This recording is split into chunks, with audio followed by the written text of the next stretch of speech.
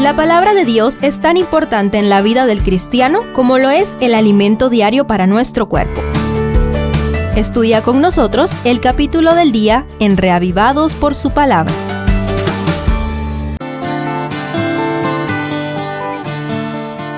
Hechos 4 presenta 3 escenas que continúan al milagro de sanidad en favor del cojo de nacimiento del capítulo anterior.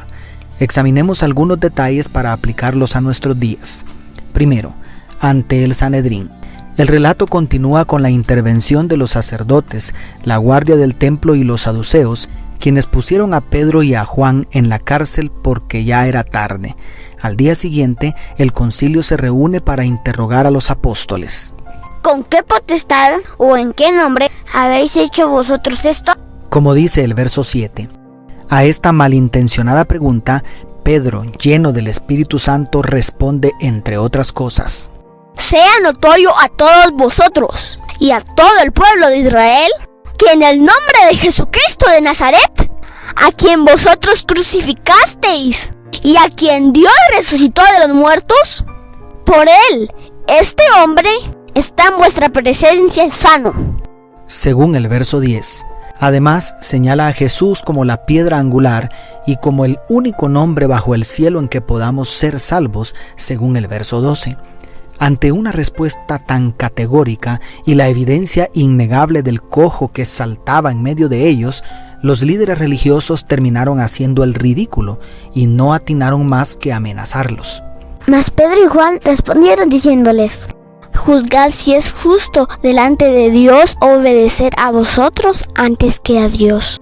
De acuerdo al verso 19, es asombroso ver a Pedro hablar con tanta valentía. Definitivamente, el Espíritu Santo tomó el control de la situación y los sacerdotes se vieron obligados a dejarlos libres. ¿Qué harías tú si fueras arrastrado a los tribunales por causa de tu fe? Segundo, ante el trono de Dios. Inmediatamente después de quedar en libertad, se reunieron con la comunidad de creyentes y elevaron sus voces en alabanza y adoración al Dios que tan maravillosamente había intervenido, como dice el comentario bíblico adventista del verso 24. A partir de varias citas del Antiguo Testamento, los versos 24 al 31 parecen un salmo que fue elevado al trono de la gracia en oración.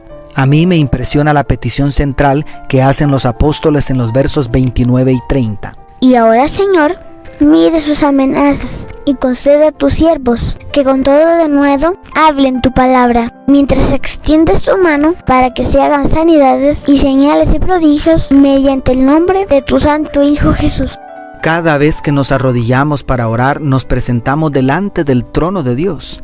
¿Qué le estamos pidiendo en nuestras oraciones? ¿Ya le pediste valor para predicar? La oración de Pedro y Juan conmovió de tal manera al cielo que la tierra se sacudió y el Espíritu volvió a derramarse, según el verso 31. Y tercero, ante los apóstoles.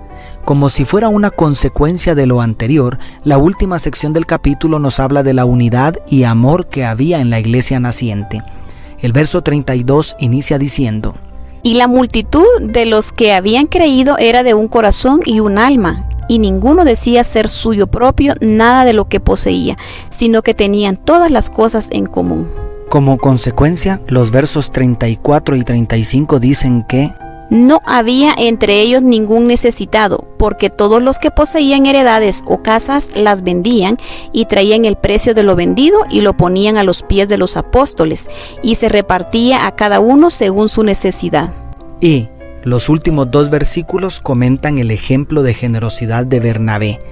En otras palabras, se nos presenta el modelo de sostenimiento financiero de la iglesia primitiva.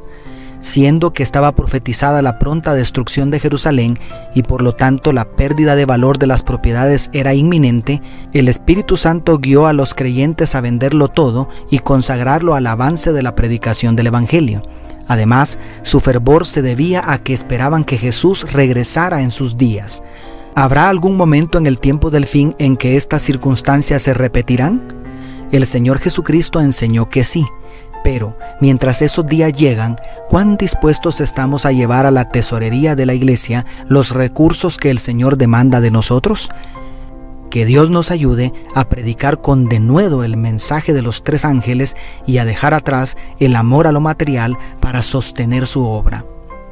Dios te bendiga. ¿Tus amigos? La familia Sosa Villeda.